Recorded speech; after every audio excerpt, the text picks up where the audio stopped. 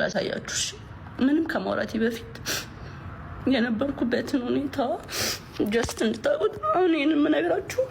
እኔ በጣም ጎበዝ ሴት ነኝ፣ አይኗዋቀዋለሁ። ስለ ራሴም ቲክቶክ ላይ መጥቻ አውርቼ አላውቅም። እንደዚሁ ያለው ተጎድቻለሁ ምናምን ብዬ አውርቼ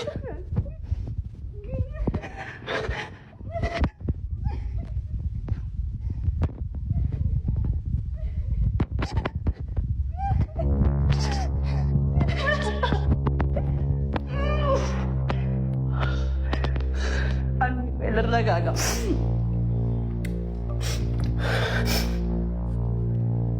ልረጋጋ እንዴ!